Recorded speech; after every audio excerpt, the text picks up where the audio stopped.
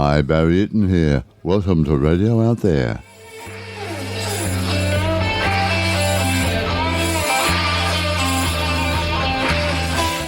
And this week, a Radio Out There special. What and where was Tartaria?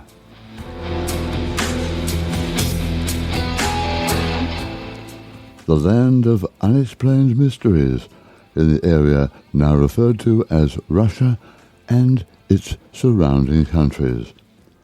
This week in our special, Duncan Roads from Nexus magazine addresses the mysterious land of Tartaria and what is it all about.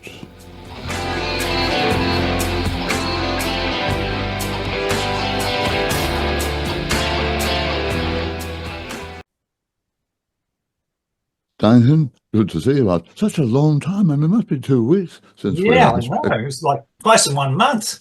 Crazy. Now, we're going to talk about Tartaria, but first of all, we're recording this just a day or so before the very big cyclone about to hit. Oh, yeah. And you are sort of on the fringe of the whole thing, but how's it all going? People panicking or what? Well, up here on the hinterland of where Mullaney, Mapleton and Montville is, I'm at the Mullaney end, and people are pretty casual about it. Like today, there's definitely a noticeable flurry of people. I left Mullaney about half an hour ago, and people were starting to queue up to get into the two supermarkets. Eggs are gone off the shelves, but they're sort of in low supply everywhere because they've been killing birds under the ridiculous thing of bird flu. Oh, no, same down here. Yeah, all the LPG gas cylinders are gone. Everyone's renting or hiring or bought them, expecting power cuts. So I'd like to say that we're sort of a bit casual because we're a bit used to cyclones and we're a little bit inland and up high. But the truth of the matter is there hasn't been one of these cyclones come down to the coast for nearly 70 years. Right. And this is the Sunshine Coast of southeast Queensland. And in that 70 years, you've seen massive coastal development of where they've drained the sort of swampy areas and made canals, and tens of thousands of homes have been built with not really a high awareness of the fact that, you know, we can get cyclones. Before the 1970s, it was not uncommon to have cyclones come down to Brisbane on a regular basis. There are photos in our local hall of damaged buildings and stuff where cyclones crossed the coast and came all the way inland up and smashed into Montville and Hunchy. So, but they all stopped around the mid-70s and none since. So I'm sort of concerned for a lot of the flood damage that's going to occur on the properties along the coast. So hopefully, fingers crossed, it won't be too bad, but there hasn't been a cyclone for 70 years and a lot of those places are not really aware or experienced cyclones. So it's going to be, you know, an interesting experience. It could be catastrophic for the Sunshine and Gold Coast, but we'll wait and see. Well, they're normally right up North Queensland, aren't they? Yeah, well, that's where they all start. And the Coral Sea, some of them can get a bit of a thing and come down the Queensland coast. And normally they sort of head off towards the east. But there's always this sort of jet stream and surface temperatures of the ocean, which often makes a lot of cyclones coming down to the southeast of Queensland. It turns them around like a pinball machine, and it goes west straight to the coast, which is where we're facing it now. So the wind's gusting now. It's blowing over wheelie bins in some of the gusts. So, yeah, it's going to be interesting to see another 24 hours from now. All right. Well, look, we are doing a special program at the moment because after our last chat, we never got to talk about Tartaria. And I've had some reactions saying, oh, so disappointed. Looking forward to hearing all about Tartaria. I'm not surprised. All right, fair enough. Now, there's a wonderful story in the current edition of Nexus called The Enigma of Tartaria.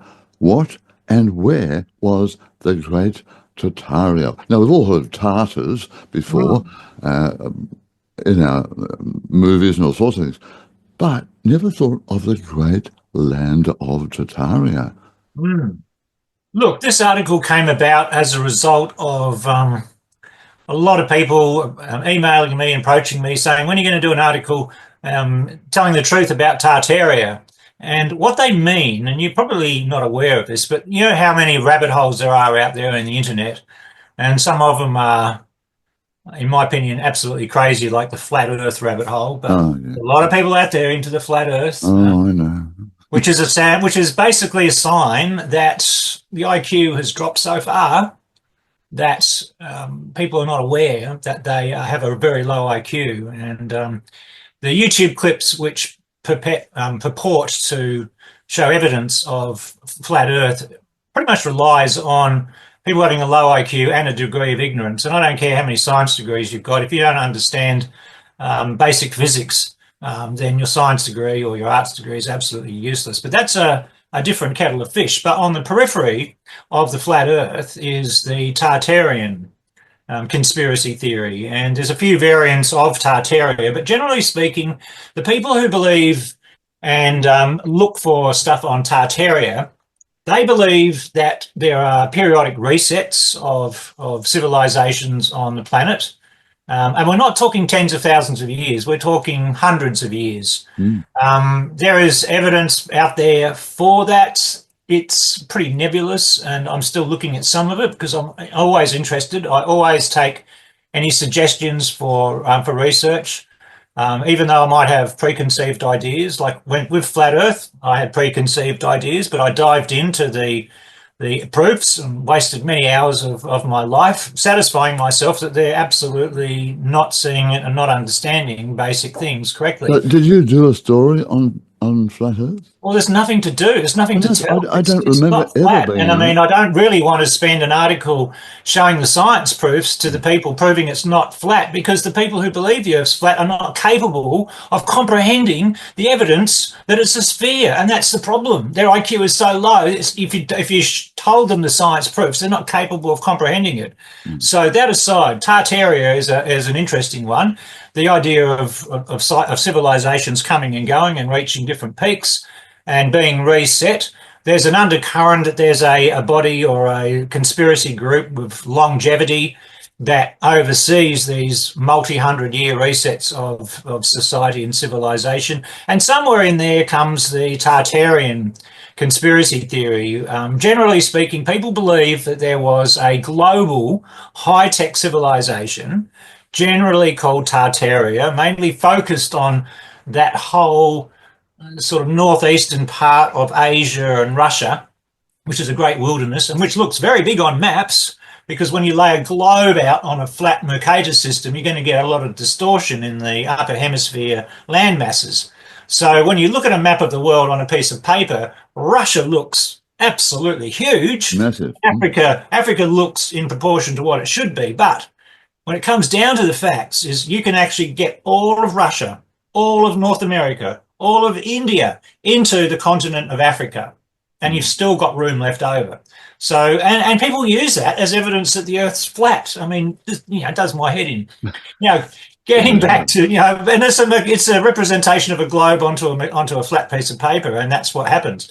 But anyway, I won't go off into that. So getting back to Tartaria, now I need to stress, I absolutely 100% believe that this planet has had very advanced civilizations that peaked and have been wiped themselves out with nuclear war. And I believe that there were some of the earliest civilizations on the planet where humans definitely achieved very high degrees of technology without being so warlike. I think that there was a lot more peace in the early days, a lot more oneness, maybe without mentally appreciating it. It was maybe just sort of innately, people weren't in conflict with each other. But whatever the case, my point is, I absolutely believe that we're talking in the tens, maybe hundreds of millions of years ago, which is a bit controversial, but there is evidence in the coal seam layers of high-tech civilizations. So in my theory of everything, I believe that some of the very first high-tech civilizations achieved space travel, went out and populated the universe and mutated themselves a bit. Some sprouted wings, others gills and scales, and some of them totally forgot their mythical homeland Earth, which they would not have called it Earth in those days, and others hit civilizational peaks and problems and decide, okay, we need to go back to our petri dish origins and, you know, get some more DNA or do something. So there's a lot of narratives of what we would call non-humans or non-Earth people coming to Earth, getting out of spaceships, looking exactly human, like us in the 1950s and 1960s, and saying, well, we're actually your ancient ancestors, and we're, you know, this is a big time of change. We're coming back to do some science research to check on a few things and to see how you are, and maybe you shouldn't be dropping atomic bombs, and you shouldn't be doing this and that and other. So I want to get back to but hang on before you do that. Yep. I've always believed that the Earth was seeded from beyond. Yeah. I mean, you have a look. There's trillions of galaxies just in our universe, trillions of them. I saw the facts the other day. Now, to think that there's no life out there, that's rubbish. But surely, I've had contacts from the other side saying basically we were seeded like the whole New Age, not New Age, the European invasion, shall I say, of South America and whatever, that brought another world, the New World. And I believe that happened, and I've been told, a long, long time ago, but we started off as a colony.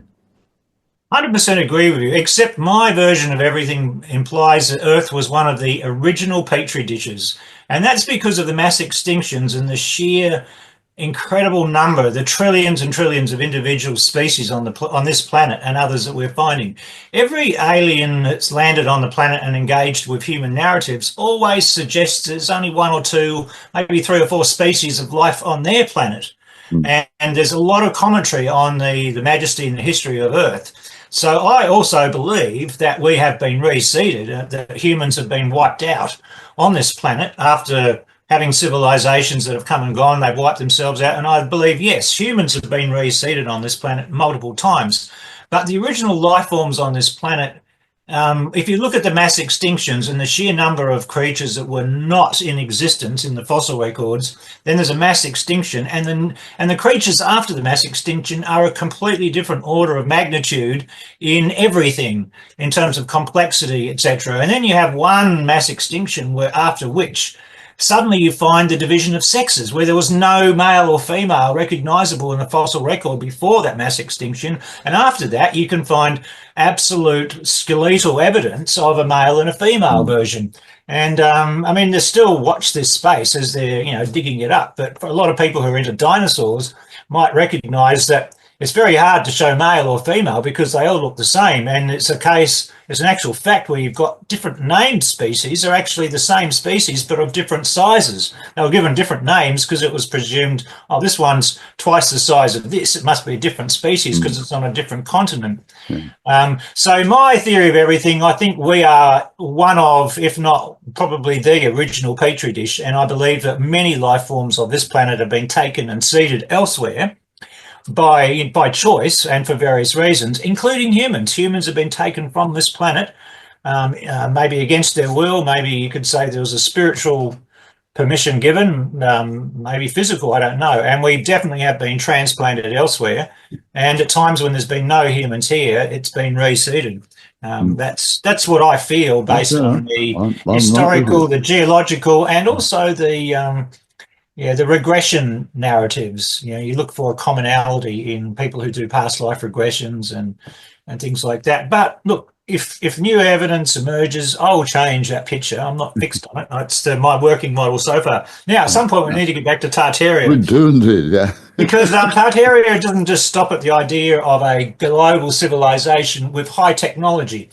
So the Tartarian people believe that a few hundred years ago, maybe more, Tartaria was a great global civilization with free energy, and that the Tartarians were responsible for building very interesting buildings in all sorts of countries, Africa, Australia, Europe.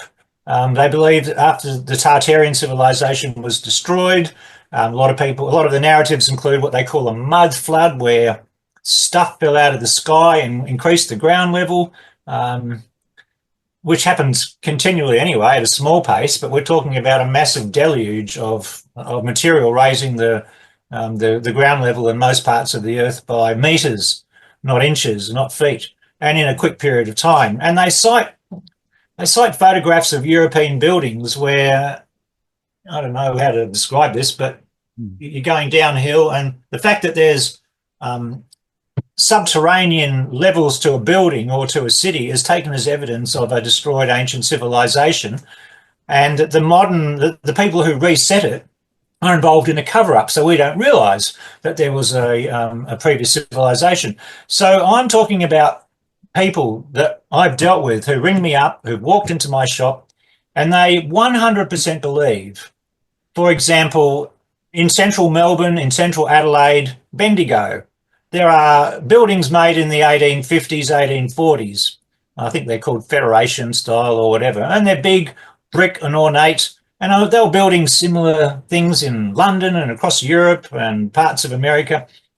So the Tartarian civilization believes that we humans weren't capable of building those. We didn't have the IQ, the brains, the materials. So therefore, all those buildings in the middle of Bendigo and Melbourne were created by the Tartarians. And so they were there before Captain Cook came along, is their assertion. And when questioned, they basically fall back on, I'm a builder, or I know builders, or I've contacted building firms and I've showed them the buildings and asked them how long it would take them to build that building, and it would take 20 years and millions of dollars. So the conclusion in their minds is, therefore, we humans didn't build those. They were from a previously advanced high-tech civilization. And it's interesting because the ornate structure of some of these old buildings from 150 years ago, I mean, they're quite complex. There's a lot of nice decorative features. Some of them go up very high. Quite a few of them have got inbuilt lightning rods on the top. And all this is taken as de facto evidence of generating free energy. The lightning rods that are, not so blatantly obvious or a bit disguised, all free energy. And the controllers of mankind have covered it up. So, hang on, before you say that, how come there's no legend or evidence in the Aboriginal society about all of this? There's 100 questions which demolish the Tartarian narrative, 100%. And they don't even count Native American, Indian, Australian Aboriginal. But in Africa, there's a couple of places in Africa where you could actually argue that there's quite advanced old stone cities of mystery. More, in my opinion, evidence that there were giant humans maybe 1,000 years ago who did such structures, and they've sort of fallen into being used by successive generations of humans and reused, etc. A bit like the temples of India, which we're told are 1,000 years old. And you look at the cutting tools and technology of India 1,000 years ago, there's no way they could have made these temples. They're many thousands of years old, possibly going back to the Younger Dryas destruction, which is around 12, 13,000 years ago. And as mankind has survived whatever catastrophe that was and rebuilt, they've reused those temples on the high ground parts of India that were not submerged along the coast. Because don't forget, since that Younger Dryas event, which many people attribute to destroying the whole idea of an Atlantean global civilization, the sea levels rose. So right now in our modern society, we have most of our cities on coasts. So if there was a 300-foot sea level rise and a lot of humans were wiped out, the humans 500 years from now might not even remember there were coastal cities except in myths and legends, and it's pretty much that case. So where archaeologists have gone looking for submerged cities off the coast of India, they're finding them. A bit like finding Troy, which was supposed to be mythological, and finding it means, well, maybe the stories of the gods were true. So, the thing with Tartaria is, in this civilization, and so, of course, when Tartarians when people watch a YouTube clip and they're getting a taste of something that they want to believe in, and don't forget, I've got to stress this to people. There are people out there who are just into money. And one of the easiest ways to make money is to make a YouTube channel full of believable bullshit that takes existing bullshit and truth and mixes it to what people want to hear. And I call it hopium, or, you can have fear. You can scare the bejesus out of people and it will go viral and people will click on it. And whether it's true or not, it doesn't make much difference because the YouTube channel creator is in it for money, not for spreading truth. He might say, oh, I'm here spreading truth and I'm being persecuted, send me money to keep me going. And they fall for it. They send them money. I cannot stress enough how many hopium scams are out there. Nasara, Gassara, the revaluation of the Iraqi dinar, the revaluation of the dong. I won't even touch cryptocurrency because that's too volatile. A lot of people have got emotional and financial investments in it. Yeah, and like I can said, assure you that we are not making a penny out of this YouTube coverage on Radioactive. In fact, it's cost me to put it on. So rest assured, everybody. Yeah. Now, the interesting thing is when you dive under the YouTube channels to see, well, what evidence is there for the legendary global civilization of Tartaria, to your astonishment, you can find mentions in ancient travel journals, ancient maps have all got Tartary, Tartaria, Grand Tartaria. And so you're talking about maps going back to 1500s, 1600s, which are starting to circulate around Europe because by this stage the Portuguese and the Spanish and the Dutch have got huge ships and they're sailing around the world, British East India Company, and they're literally landing and saying, okay, we claim this continent, we claim this coast, we claim this city, and away they go. So this was a time when there was a lot of exploration and a lot of maps were required and maps were becoming more and more popular and sought after, and people were doing the best they could with maps. But imagine a world pre-internet where you've got a lot of rumours coming from so-called reliable sources. And I mean, the main problem with the Tartarian civilization thing is, and you'll see from reading this article, is that it was a generic name given to a whole region of northeastern Russia that Westerners hadn't gotten in and explored. And the few that had, you could argue that they were trying to capitalize on the lack of awareness of other people gone there in order to get financing for another expedition there. Because, I mean, expeditions into unknown places were costly. Well, it only opened up with the Silk Road, didn't it? Yeah. Well, the Silk Road was a lot further south, but the Silk Road was the beginning of Western explorers travelling up into there. And as over the years, as they moved up into there, into those regions, they were, becoming aware of natural boundaries, that there was no, massive city here. I mean, we did an article about a year ago about dog-headed humans, and there was a lot of reports of dog-headed human cities and towns in that whole area of Russia. But you'll never hear a Tartarian researcher talk about it because it's just doesn't fit. So, I mean, what my point is there were a lot of rumours, a lot of speculation coming out from the people who did venture into that land, and the ones who wanted to go back and needed money maybe embellished it a little bit. So, maybe they can say, oh, there's a city made of gold and things like this. So there are hints and scraps in some of the travel journals which you can get translated from Latin into English or whatever. And you get the impression that this is a vast unexplored area. Possibly it's the Kingdom of Tartaria with a capital city. So there are some accounts where there's even a flag for Tartaria with an owl on it. But it's, Now, I need to digress a little bit about this in terms of the source of this article. The guy who put this article together, when I approached him, and he knew exactly why I was approaching him, was a guy called Paul Stonehill. He's based in America, but he is steeped in everything to do with UFOs, strange creatures, ancient cities, ancient mysteries of all of Russia, most of Asia, all of Eurasia, and into North Africa. And so he's been able to... He has been able to access files and journals and books and stuff.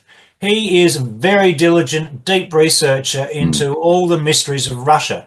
And I cannot stress enough, people think there's mysteries in North America and Canada. That's pittance compared with the stuff, the volume of stuff, the crazy mysteries and unexplained things coming out of that whole area of Russia, which was called Tartaria or variants of Tartaria in the maps. And you can see as time went on, the maps called, referring to Tartaria got smaller and smaller because, other areas had been correctly named for a country or whatever. So at the more as explorers went in there, the region called Tartaria got smaller. The rumours and the claims about cities and kings and royal families disappeared because it was based on nothing. But But there was to also help a get the link to funding, Genghis Khan, wasn't there? oh, absolutely. Look, I mean, the Tartars, I mean, it's a great big conglomerate. I mean, you need to separate Tartars with Tatars from Tartars. I mean, Tartaria has been spelt many ways. And, I mean, we all know English language wasn't really solidified in terms of what the correct spelling is for things until only a couple of 100 years ago. So back here, people were taking liberty with spelling on the understanding that phonetically, people, the person would know what it's about. These days, we're a bit anal about the spelling of stuff to get it Mm. right, which is But fair the enough. original Tartarus was also linked with the Greek of the Yeah, underworld. I know. I mean, there's so many interesting. I mean, I was surprised at just the things that fed into it. So Mm. the author Paul Stonehill includes a bit about Tartarus and how it first appeared in history. And he says, look, I mean, if there was any researcher on the planet in the Nexus space who would be able to get to the bottom of whether or not there was an ancient mysterious civilization called Tartaria in Russia, it's Paul Stonehill. I Mm. mean, he has got no skin in the game either way. He has access and he's had access to meticulous records. I mean, for decades. This isn't just a recent thing. He speaks English. He writes English. He's able to translate, from Russian and etc. And he's got a YouTube channel with hundreds of videos, which are being shadow banned. I mean, whoever rules YouTube does not want Paul Stonehill's videos to be widely watched, You're which is a talking about shame. AI Why here. I mention it. Mm. Why I mention him. So if anybody was going to get to the bottom of it, it would be Paul Stonehill. And if there was evidence for an ancient city or an ancient civilization, he would be the first to be shouting it from the hilltops. Mm. So for a lot of people who want evidence in this article that Tartaria was what they think it is, you're going to be disappointed. But at the same token, hopefully you've still got the IQ and the intelligence left to read this article, Yeah. to appreciate it, and to realize that on this one, you've got to put it down. Humans did build amazing buildings 200 years ago, and that you can go to local newspapers and you can see the discussions about the tenders for supplying the bricks in Bendigo. And I mean, it's not hard to go to the National Library Archives of Australia, Trove, TROVE, and look up the newspapers of Ballarat and Bendigo. I mean, Bendigo, for those who don't understand why I mention it, it's hundreds of miles north of Melbourne, in the middle of nowhere, but it was the centre of the biggest gold rush, Yeah. in this hemisphere, some 1850s. I Mm. mean, literally, it sprung up as a result of a massive gold rush, and they're still finding masses of gold down in that whole area too. Yeah. Yeah. And now the But price there's of been a gold's lot high. of, getting back to Tartaria, there's been a lot of uh, stories about it, covered for hundreds and hundreds of years from scholars and people all over the world, right through until 2020, when the Russian Geographical Society said it was inhabited by the descendants of Atlantis. I mean, I know. And so, I mean, this is this is something people. accepted now. Yeah, this is something people need to realize is that, in the West, we've got these stories of Atlantis was a wonderful spiritual high-tech civilization that, got destroyed either by an asteroid or by some of the high up people who were turning to the dark side of the Force, which is Edgar Casey's sort of narrative. And but it's pretty clear that, you're talking about a high-tech global civilization with maybe space travel, but at the very least are able to travel from continent to continent. They're helping to build very large stone cities in different places with a similar technology, and we see all the evidence for it. But it would probably be a bit logical for the idea that some people might have seen what was coming and decided to pack up their servants and their equipment and Mm. technology and jump on one of their crafts and fly to a safe part of the planet, like South America or Central America or Northern Africa or India or parts of Russia. and try and re-establish a presence there. The idea that some of these people left Atlantis and moved to North Africa in Egypt is especially the case because you see this influx of high technology in terms of the art, the architecture, how stones were cut and moved, is in the oldest part of ancient Egypt. Mm. And as time went on, technology devolved, architectural skills devolved, hieroglyphs devolved. It's like there was a massive influx of a very high-tech injection of science and technology into ancient Egypt. And they were obviously treated as gods, and the people around them took them in awe and built cities and did what they wanted. They mined the gold. But obviously these people at some point died of old age, and their servants died of old age, and the people living around, the priests, etc., none of them knew how to work the technology. And I mean, one of the interesting things coming out of ancient Russia is the number of places which had functioning robots thousands and thousands of years ago. Again, this is part of why the Russian society was talking about remnants of Atlantis, is because there is evidence of very ancient high technology in those parts of, and Paul Stonehill talks about it, but we're talking thousands of years ago, not hundreds of years ago. Mm. And that's the big difference. Tartaria is hundreds of years ago, not 10,000 years ago. 10,000 years ago, you're back to Atlantis and Lemuria and Mu and, something big that was some global civilization that came to a crashing end. And the technology, I mean, if we all had a massive global event right now, how many people would be able to get back into making cars or tractors or generators? I mean, forget computers or TV screens or things like that. I mean, we'll be back to walking. Yeah. I mean, we use them, but we wouldn't be able to reproduce them if we went back to the Stone Age. I mean, unless you, even if you had the skills, you wouldn't have the equipment. You wouldn't have the tools. Excuse me. So, yeah. Now, the other thing is I still wanted to point out there is still mystery in that whole region that used to be called Tartaria. And one of the mysteries, I don't know if it's mentioned fully in here, but it's still on my radar to be resolved, is there are parts of the Great Wall of China which are clearly meant to be stopping people from the south going to the north, not and stopping people from the north coming into the south. Yeah, so there's definitely parts of the Great Wall, and tourists have commented on it. It's like you can only access the wall from the north in some parts. And so it was, the suggestion is it was built by a northern-based empire to stop the people from the south coming up. So there's still mysteries to be unravelled. There are parts of the Great Wall of China that are very mysterious in terms of age, and there are other parts that are eminently, inherently traceable to their age because of the stone. And you can see parts of the Great Wall are constructed differently from other parts. And have you ever walked on the Great Wall? No, I've never been to China. I have. It's an amazing experience. Oh. Absolutely. I know where they take where they mostly take the tourists is organised so it's just out of Beijing. Yeah, you get good photo shoots, but there have been quite a few Westerners which have been allowed to explore and go along, and a couple of them made YouTube clips about it.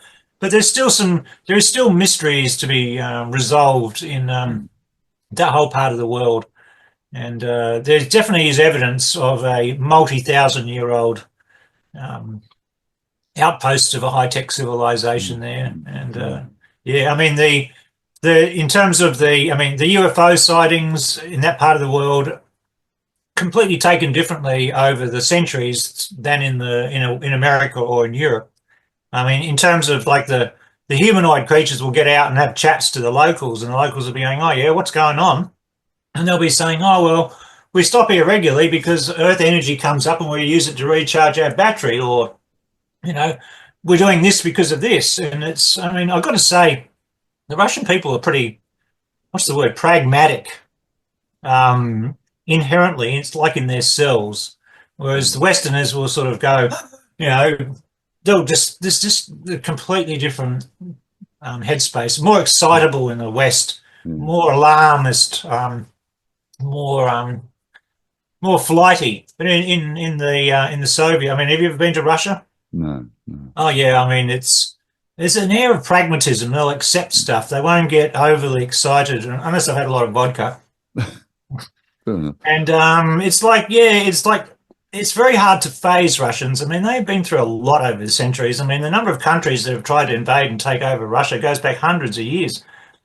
And half the countries of Europe have had a go. Mm-hmm. Some a couple of times, and again they're still facing it, and Yeah. it's a hard thing. So we've put maps in here, and that was a great journey of learning for myself too, digging up old maps Mm. because some of these maps give detail, which, as you'll see towards the end of the article, again leaves more mystery. This is massive stone wall running north, running south to northeast on one of the maps, and I'm sort of thinking, holy crikey, I've got to get Paul onto that, and we've got to figure out who made it and when. Again, this is not hundreds of years old, this is thousands of years old, and I don't think any Westerners have ever been to that location because it's like hundreds of miles, and this is a very rough, inaccessible part of the world up there. It's to this day, it's still not easy to traverse and to explore. You need helicopters, Mm. and then you've got different sealed off military areas towards the coast where you're not allowed anywhere near, unless you've got direct permission from the very top. So there is some mystery and magic to be revealed, but unfortunately none of it plays into the Tartarian narrative. So that's Well, really, one thing I'd like to just throw in here is the fact that, as I said before, Tartarus in ancient times was the underworld, where underneath Hades, and yeah, Siberia is part of Tartaria. So what happens now? Siberia is like the underworld for all those people who have been sent there by the Russians over many times, yeah. because they virtually are the living dead a lot of the time. So a very interesting historical connection. Yeah, it's my forays into looking at the paranormal of Russia and Asia. There's so much more to come out, and people are excited about the big cases in the West. I mean, just move over. It's just so much more to come out, and even though the winners do write the history books, there's not a lot of winning civilizations in that part of the world who've got any interest in stamping a narrative over the past, just because. I mean, the last big culture to come from there, you could say, were the Mongols, but Mm. even they are pushed over more from Central Asia rather than Northeast Asia. Yeah, so yeah, it's a fascinating topic, and I learned a lot diving into it. But yes, for anybody waiting to hear about the Tartarian global civilization and free electricity, I'm afraid you're going to be disappointed. But that's what Nexus is about. I mean, we try and get to the bottom, and I found in the last 10 years that I'm pissing off people in our space who are sort of opposite what the mainstream narratives are, and some of them have gone so far that they're annoyed that I'm not into flat Earth or Tartaria, or that I haven't done huge articles exposing how Australia is a corporation on the New York Stock Exchange. And I've gone to the New York Stock Exchange listing online, and I've looked for how Australia is listed on there, and it's not. And all these people saying we've got a business number, and I'm going, well, yeah, you need a business number if you're paying GST, which is what Johnny Howard and the stupid Australian Democrats lumbered us with. Back in the day, we didn't used to have GST, and then we got it. As soon as GST came in, everybody with a company had to have a business, or everyone with a business had to get an ABN, and that's why there is a government instrument with an ABN, and it's for GST on securities, etc. So my point is that the counter mainstream narrative followers and purveyors, yeah, some of them are going too far to the other end of the seesaw, and they're just rejecting everything out of hand. And sadly, a lot of people don't have the smarts, the intelligence, the common sense, or the IQ to be able to discern where the middle of the seesaw is, and find a sense of balance in what narratives you're exploring. But yeah. Well, I think we have to look beyond and deeper than the obvious and the facts, so-called facts, that we're being fed with. But don't get me wrong, if I was into making money, I would have done a flat Earth article and I would have put in all the evidence that people are putting in there for, and maybe the last paragraph I would say, well, I don't think it's flat. But it would have sold them lots of the people pro. I mean, it does my head in. I mean, I went to the Facebook page of the Flat Earth, one of the big Flat Earth things, and they proudly said, we've got members all around the globe. And I'm sort of thinking, they don't even, they don't believe. I mean, I don't know whether you know, Flat Earth people are very insulting and demeaning of people who don't believe it, who are called globalists. And, I mean, the insults, the innuendo, it's a whole, you're talking years of people coming up with crafted insults and crafted put downs. And it's always to do with globies or globalists. But yeah, to see them saying Flat Earth's got members all around the globe on their Facebook page, it just means that there's a disconnect. You know what I mean? That's with the reality. Duncan, as usual, it's been fascinating. We started off talking about Tartaria and we went in so many different directions. Thank you so much. And this has been a wonderful special that we did out of the blue. And thanks to those people who requested the story on Tartaria. I just hope they're not too disappointed. I'm sure they're not. Duncan. All right. Thank you. It's been a pleasure.